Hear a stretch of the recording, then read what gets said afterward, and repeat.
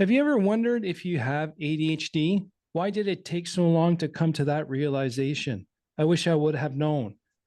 You are not alone. Today I have Mark Wright with me. He's a four-time Emmy award-winning journalist with 35 years experience in radio and television news. He is currently an event and podcast host for Work P2P in Western Washington, Beats Working and Fat Science podcast. How are you doing today, Mark? Doing great. So good to be with you, Andre. Yeah, me too. I'm looking forward to this. Been looking forward for this for a long time. And one thing I want to, the opening questions I had at the beginning is questions that you had. And I want you to be our guest host this time to explore these questions, as I believe you've been kind of wondering yourself. Yeah. And I think what's interesting, Andre, you and I have known each other for probably half a year, maybe 8 months or so. 8 months most. You've been a guest on our podcast. Yeah, on our Beats podcast, Working. Beats Working. Yeah, winning the game of work. And I had no idea, Andre, until we met that ADHD was so prevalent among entrepreneurs. And I have really, it has opened my eyes to what ADHD is, and even to the point that I'm pretty sure that I have it. I've got an appointment booked to get diagnosed. And this is something I'm going to turn 60 in the summer, Andre. And this, Wow. I've suspected this for a long time, but until I met you, I didn't take the next step and ask, really ask the question, do I have it? And should I get a professional opinion? I'd love to know from you, how long did it take you as an adult to realize that you have ADHD? And then also, how long did it take to get diagnosed? To me, it was 44 years until I got diagnosed. So about 44, I was diagnosed with ADHD, and I was in the middle of my life tempest. So business went to crap. I wasn't pleasant at home. I guess you can call it midlife crisis. Like I kind of like had four perfect storms occurring at once, and I went and got help. Unfortunately, ADHD is only diagnosed when there is a problem. Hmm. So I think in your case, you're not having troubles right now. So it could be a little harder to figure out it's ADHD or to get the diagnosis because you're not in dire straits. And but from that point, it took me almost over a year to go through the process, because it's not, here's a blood test or here's a set of questionnaires. There are questionnaires, but it was over 5 or 6 meetings with the psychiatrist and them talking to my wife, to family, to friends, to get a pattern of the past.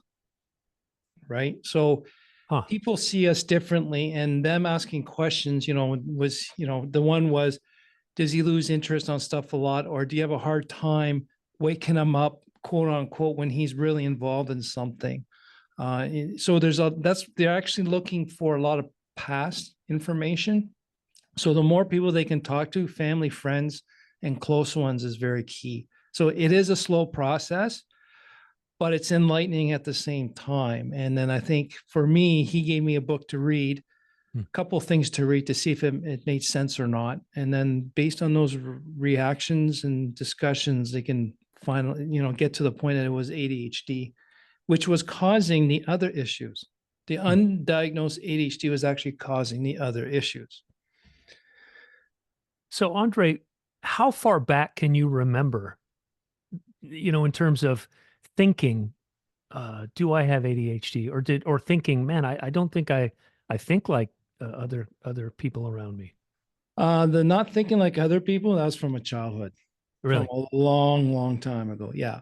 Now, the ADHD part, I think it came across my sight while in university, then dismissed it. And then I would say in my mid 30s, I noticed a pattern. Like I got a successful business. I'm doing well. I'm doing this. I'm doing all this stuff, but yet there's something holding me back. Something's not making sense. So I started to look at ADHD, and not seriously, but it was always in the back of my mind and just didn't make sense, because everything that was written back then, you had to be in dire straits. You had to be doing bad at school. You can't be holding a job. But I was holding a job. I had a successful business. I graduated university engineering on time. And so I wasn't fit in those categories, but everything else was.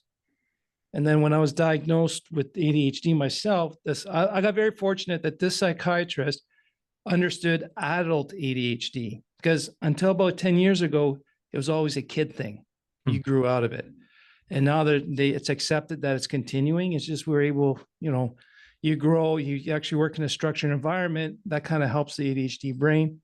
And then with your background in media, news anchor, always on the go, urgency, pressure, it really suited your ADHD a lot of times, but not knowing the ADHD part that can cause the complications, that's where the complication is. So like my therapist told me, he says, yeah, you figured a lot of stuff out, but it was always at your expense. Right. Yeah. You say, I mean, yeah, what's interesting about that 35-year career in radio and television is that there's urgency and there are multiple deadlines every day. So there always are interesting. Yeah, always interesting and always something new. Something new. You wait 5 minutes and there's a brand new something happening. And I think Andre, I left TV almost 2 years ago.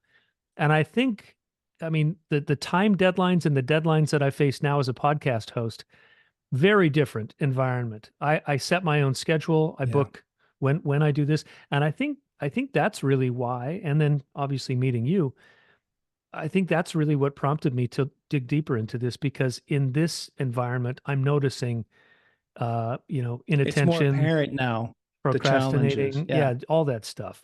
Go ahead. No, because it's the ADHD nervous system. It's interest based. It's not importance based like everyone else.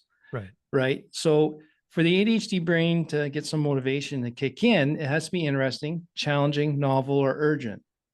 So you had novel and urgency all the time. So that kept you going. And it was challenging to meet your deadlines, to get the interesting stories. That is going on. And the urgency was always there. And before my diagnosis, I actually realized that physically I was going nonstop urgent mode and hard. And I looked at myself and I said, you know what? I can't keep this up because my body will not be able to keep up with me as I get older. Something had to change. So that was like your normal workday was sort of frantic, like just packed with thing after thing? Yeah. So what I know now, it was I made sure that I was overscheduled. Everything was that last minute to keep that urgency so I can keep that fire and always get stuff done and never slow down. Yeah. So, and then now with you is you're in a great work environment now that values your abilities, your unique abilities, and respects you, and is giving you lots of freedom to be you. You don't have that urgency pressure anymore to keep it up. So now you are stuck sitting there going, well, it's no longer urgent. So you're now given time to wonder and think. Now you're getting your executive functioning deficits, your planning, your goal setting, your working memory. You're able to be more aware of that because now you have time. Yeah. Andre, what's your best advice to someone who is considering getting evaluated and going through that process? What should I keep in mind as I go see a professional about this? One, ADHD is the only condition that is diagnosed because it bothers other people. Right? Just think about it. Inattention, distraction, hyperactivity, it's all affecting other people. But if you go for depression or anxiety, it's all based on how it affects you. So that's the big one. And the thing is, ADHD is chronic. So a lot of the mental health conditions, anxiety, depression, bipolar, all of them, even substance use disorder, all have similar symptoms. Yet if you remove or treat those conditions, the symptoms disappear. Now with ADHD, it's always there. We can have depression, we can have ADHD, but even if we treat the depression, those symptoms are still there. We still have a challenge, meeting goals, or especially if we need to do things that we don't want to do, we have to focus the focus. That takes a lot of energy. Wow. Right? Because if it's not interesting, challenging, or it's important to someone else, it's very hard for us to get stuff done that's important to other people that they say secondary importance. Like intellectually, emotionally, we understand it's important for our spouse or our family or for other people, but our brain's kind of like, don't really care. So now we got to kind of figure out how to push it more or do things. And that's where some of our emotional dysregulation will pop up, show its face. But that's when you don't know. And then plus being shit on your whole life, saying you're doing everything wrong, you're not doing it the right way, that builds up with time. So really look at yourself and see what you're doing. Is it chronic? It's there all the time. And if it's, pay attention when you're doing stuff you don't care for, or it's really mundane, see how much of a struggle that is. And if you can kind of trick yourself, so let's make it interesting. That's the other thing too, Mark. I think even in your past life as a newscaster, you might have procrastinated on stuff to the last minute for two reasons. One, it's your quick start or your Colby. You like the urgency part. But the other thing is that task was probably so boring, your brain knew it. So it just give you, don't do it now. Don't do it now. Don't do it. Oh, it's urgent time. Woohoo. Right? Yeah. Like our brain knows how we function and how we function best. But if we let it go, it doesn't know if it's a positive or negative effect. It just knows it's having the effect it wants. Yeah. Research is key. Make sure you're reading credible books, not just TikTok or whatever. And my big thing, especially with my program, it's a brain wiring thing. Nothing's wrong with us. There's nothing to fix. It's just we're not wired for this world. We're hunters in a farming world, and how we see things and do things is not traditional. And there's nothing wrong with you. It's just, we just need to be able to figure out how we can set up our environment so that we can work in today's world. Yeah. Wow. That's super eye-opening. So Andre, in the diagnosis process, is it a judgment call at the end of the day? I mean, it's not, because it's one of these things where I'm sure it's not like, well, if you have 6 boxes checked, you've got it. Does it come down to a judgment on the medical professional? It's very subjective. There is no real, like they've got a lot of physical evidence, like say parts of the brain is underdeveloped, so it's smaller than everyone else, but it's very minute. So they just can't do a brain scan. It is very subjective. It's following the DSM, and they're looking for chronic conditions that it's recurring regularly. And the thing is too, that's not well known, and that's why I started this podcast. The high achieving, successful people with ADHD, it's just assumed that you don't have it because you're doing well, because you're supposed to be in dire straits. You can't hold a job, but it's not true. We're still doing it. We're still successful. Like for me, everyone's saying, oh, I have no motivation. You can't have ADHD, but I have motivation. So I found my community, but I still was an outcast in that community because I set goals and I achieve them, and I had that motivation. But yet it affects us in a different way. I'm never satisfied. There's always that something, but what it gave me is a vocabulary. If the vocabulary helps you understand yourself first to communicate to others without the labels, then it makes a lot of sense. Is ADHD, does it come along with learning disabilities or other things? Because I noticed, and I sent an email a few days ago explaining that I just discovered I hate reading, which is funny because when I read as a news anchor for decades, I got really good at it. That wasn't the issue. But when I would just read silently, it's super painful. And I never read for pleasure for that reason. But I've had to get through some books as the host of the podcast. So what I discovered recently is that when I speak out loud as I'm reading, it's a completely different beast. So I'm wondering, what in the world is going on? That's your ADHD brain. Okay, I'm not, just the listeners, I'm not diagnosing Mark here. This is based on my experience. Go get a medical professional.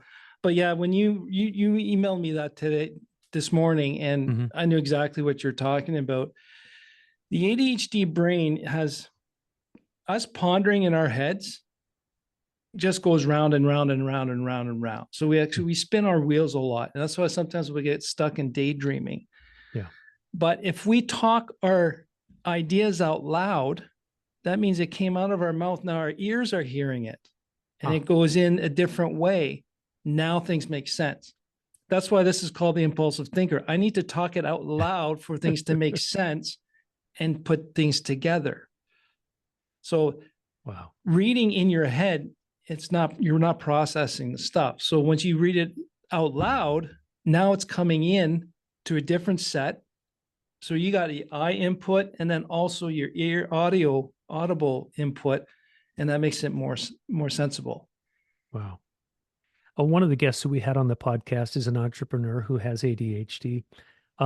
He is using a medication. I can't remember which one, but he said it was like a light switch, was turned on. He took the medication and instantly felt calmer and had more clarity. And you're a person who's dealing with ADHD, not with medication, but rather, a life structure standpoint. I'd love to learn, what have you learned about how to quote unquote treat ADHD? Well, excuse me. It's all about environment control. I never realized my whole life I was always trying to control my environment to reduce the symptoms, and also it was in a way it was so rigid to certain at times that it was to protect me from things. So like for me, ADHD, it's I got the simplified model. It's three things. It's an executive functioning deficit. It just doesn't work. That's the brain is not set up to have great executive functioning skills. So you need extra systems, logbooks, things to be visual. Just I can't remember stuff I don't care anymore. I'm not ashamed of that. I don't remember. I need to write, or I need you to send me the reminder later. Okay, so that's the executive functioning deficit. We're blind to time. Yeah. Time blindness is very hard for us to visualize. So for me, anything beyond 2 weeks, no problem. That's like, to me, that's 100 years from now. So that time blindness has created a lot of the urgency. And then since we can't visualize time, it's hard for us to plan ahead a lot of times. And then the third one is our brain has a challenge with inhibition. That's it. Our brain's not wired. I don't have a filter. I'm accused of that all the time, but it's true. My prefrontal cortex is not functioning effectively. That's the impulsivity. I have the thought, it's out. My brain can't inhibit to say, dude, maybe we should consider this. Say it yes or no, right? Our distractibility or inattention has all to do with the fact that the brain has a problem with inhibiting what other people feel is inappropriate behavior. So that's the three. And then with the ADHD structure, the top one is environment control. And with that, you set up your environment so you succeed.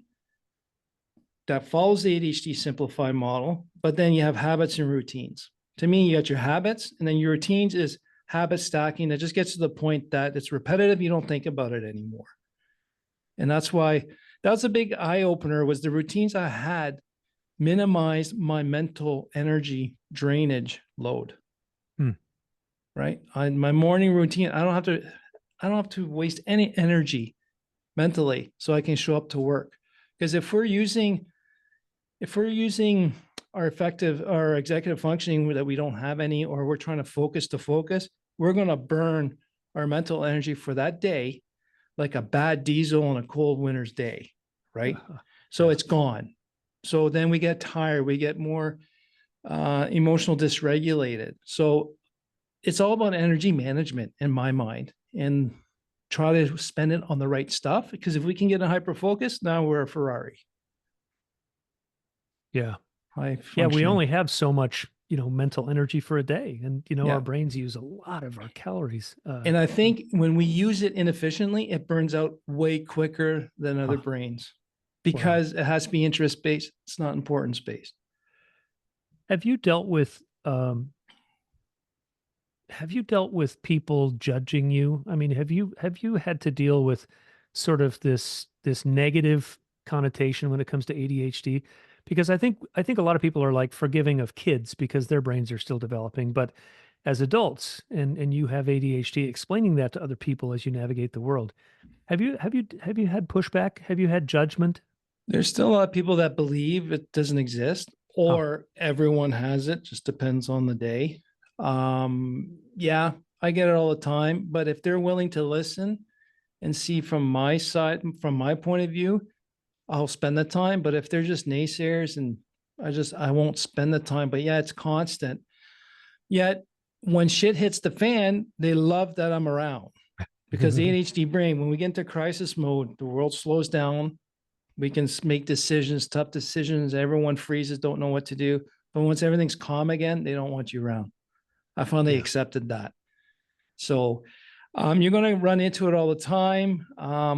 You're doing well, so you can have ADHD.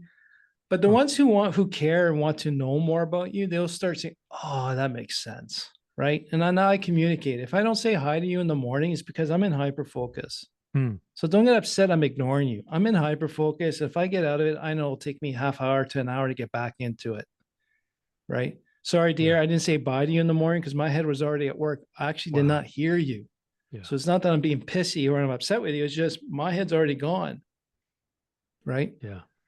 So it's just So getting that vocabulary to explain it. Not to say I'm ADHD. I got no, like people use an excuse, and it's an explanation, yeah. right? And we all get clarity around it, and we know how to deal with each other. It's still compromise, Yeah. right? Yeah. It's so interesting, Andre, because when I listen, when I think back to my days on the news desk, especially during breaking news, you would have multiple things to manage at the same time. You'd have a Mm-hmm. producer talking in your ear, sometimes as you're talking to the camera. Yep. And it's just, you're going a million miles an hour and your brain is just firing in so many different directions.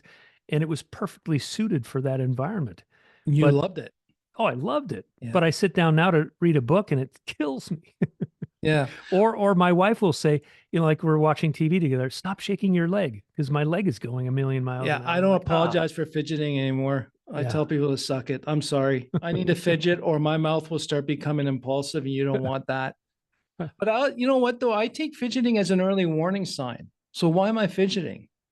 I need to physically move to burn energy, or am I starting to get in a situation I don't want to be in, Hmm. or am I doing something I don't want to do? And that's where I start taking those cues. And just like I got a question for you, Mark. So Yeah. knowing if let's just assume for conversation you are ADHD. If you would have known that in your news career, how would you have done?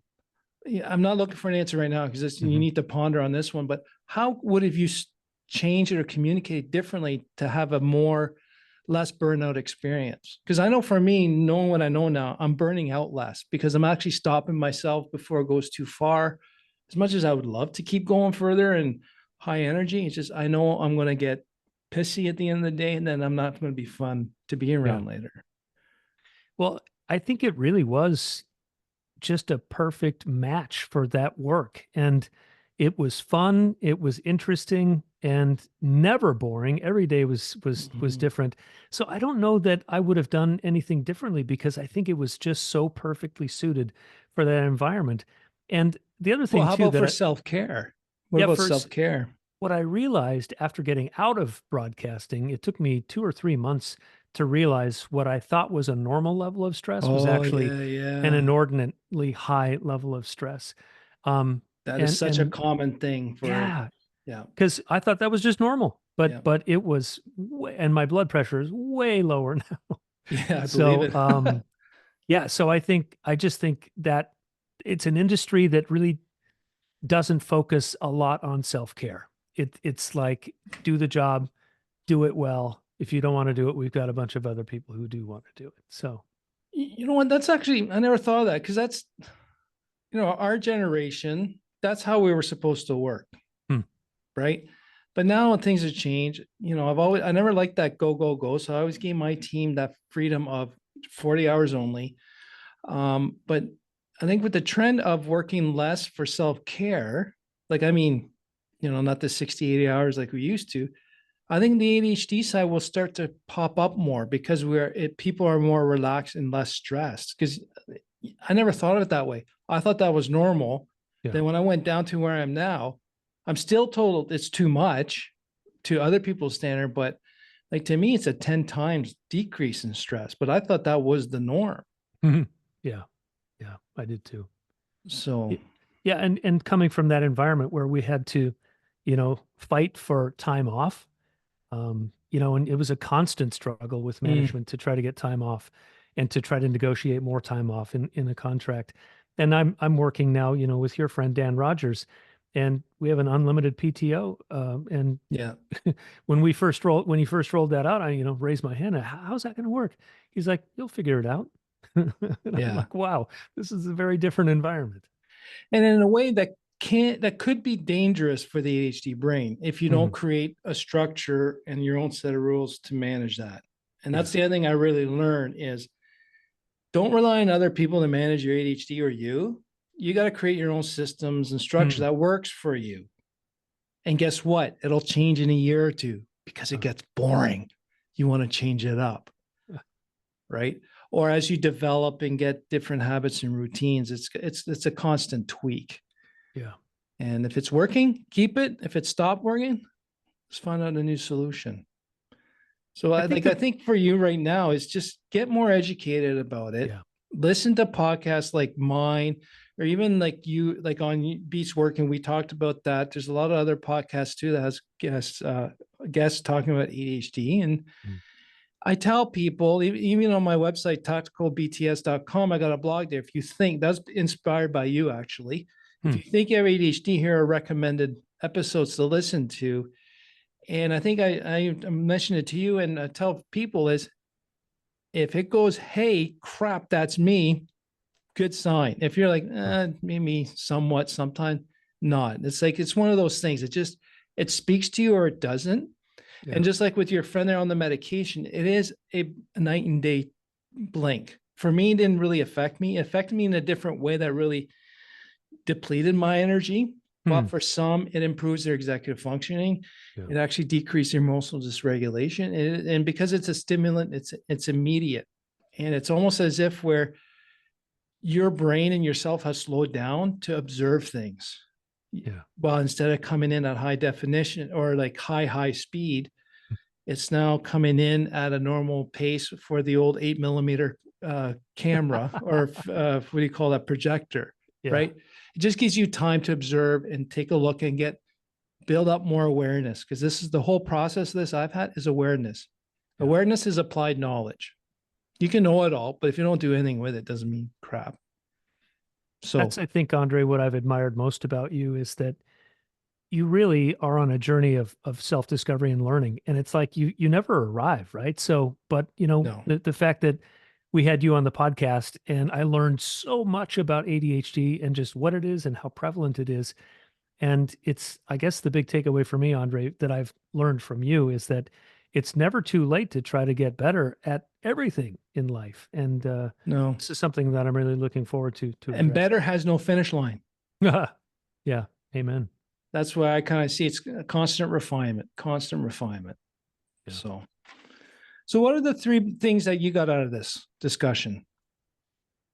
I think the language, when you said you learned a language, we're hunters in a farming world. I think it'll be fun to learn the language to describe this stuff. Mhm. I think clarity too, Andre. It just, when I look back on my life, I was that kid all through school. The teachers were so frustrated because they'd say, Mr. Wright, are you with us? Are you with us? And I'd be Yeah, staring out the window I and was I was bored as hell, right? on another planet. But I think the other thing too that I'm inspired by, Andre, is that when I look at how you've dealt with ADHD, you've come up with a strategy that works for you. And I'm looking forward to doing that Mhm. because, I mean, just learning that reading aloud is one way that I can help address that.